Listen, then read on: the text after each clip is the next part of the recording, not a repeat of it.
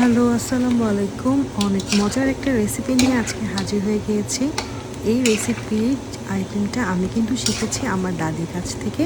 ছোটোবেলায় যখন গ্রামে আমরা কোরবানির ঈদ করতে যেতাম, তখন অনেক ছোটোকালের কথা, তখন কিন্তু গ্রামে ওরকম কোনো ফ্রিজ ছিল না।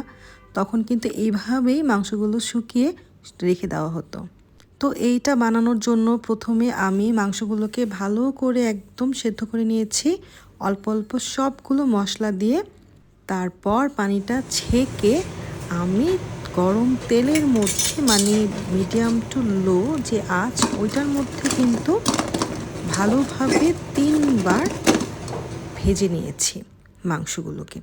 আপনারা সাউন্ড শুনলে হয়তো বুঝতে পারবেন যে কী টাইপের মানে মচমচা হয়েছিল মাংসগুলো। তো কিভাবে রান্না করতে হয় এটাও আমি এখন দেখিয়ে দিচ্ছি, মানে আমি যেভাবে রান্না করি। প্রথমে এটা আমরা ভিজিয়ে রাখি, আসলে এটা আমাদের ফ্রিজে রাখা ছিল। আমরা শুকনো মাংসগুলো একটু ভাজার পর 2-3 দিন রোদ দেই, তারপরে কিন্তু একটা বক্স করে ফ্রিজে রেখে দেই। তো নামানোর পর একটু ভিজিয়ে রাখতে হয়, তারপরে একদম একটু থেতলে নিতে হয়। এই যে সবগুলো মাংস থেতলানো হয়ে গিয়েছে। তো এখন যেটা করব, আমি তাড়াতাড়ি হওয়ার জন্য প্রেশার কুকারে কিন্তু পেঁয়াজ দিয়ে দিলাম। তারপর যা যা মশলা লাগে সব কিছু দিয়ে দিব, আর ভালো করে এই পেঁয়াজ মশলাগুলো কষিয়ে নিতে হবে। সব কিছুই আমরা আসলে গরুর মাংস রান্না করার সময় যা যা দিয়ে থাকি সব কিছুই এখানে ইউজ করব। সাথে একটু গরম মশলার গুঁড়া দিয়ে দেই যেন টেস্টটা ভালো হয় এই জন্য। আর এই যে মাংসের যে শুটকি, এটার কিন্তু একটা সুন্দর ফ্লেভার আছে। তো অতিরিক্ত মশলা দিলেও কিন্তু এটা খেতে ভালো লাগবে না। হলুদের পরিমাণটা একটু কম হলেই আমার কাছে মনে হয় এটা দেখতে অনেক সুন্দর হয়। ভালোভাবে মশলাটাকে কষিয়ে নেওয়ার পর এখন এই থেতলে রাখা বা ছেঁচে রাখা মাংসগুলো দিয়ে দিব। আমার দাদি অবশ্য ছেঁচে রাখতো না, উনি কিন্তু দেখতাম যে মানে কুচি কুচি করতো জিনিসগুলোকে, মানে মাংসগুলোকে একদম পিস পিস করতো ছোট ছোট। ওইটাও কিন্তু আরও অন্যরকম লাগে খেতে। তো যাই হোক, আমি একটু থেতলে নিয়েছি। তো এখন একদম ভালো করে মাংসটাকে কষিয়ে নিব। তারপর একদম মানে সুন্দর করে মশলার সাথে মিক্স করে নিব। এই যে দেখেন এইরকম করে করে নিয়েছি।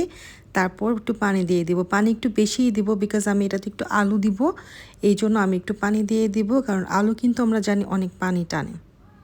প্রেশার কুকারে যখন ভিতরে অনেক ভাপ হয়ে যায়, এটার জন্য দেখেন কি সুন্দর চামচ দিয়ে রাখলেই কিন্তু ভাপটা বের হয়ে যায়। এটা আমি আমার আম্মুর কাছ থেকে শিখেছি, মানে ধরে দাঁড়িয়ে থাকতে হয় না, এভাবে একটা চামচ দিয়ে রাখলেই হয়। তো এই যে ফ্রেঞ্চ ফ্রাইয়ের মতো কেটে রাখা আলুগুলো আমি দিয়ে দিয়েছি, তারপর ভালো করে নাড়াচাড়া করে আবার ঢাকনাটা দিয়ে কিন্তু আমি সেদ্ধ করে নিয়েছি। অ্যাট লাস্ট যেটা করেছি, একটু কাঁচামরিচ দিয়ে নিয়েছি একটু ফ্লেভারের জন্য। আর কাঁচামরিচের ঝালটা কিন্তু খেতে ভালোই লাগে এটার সাথে।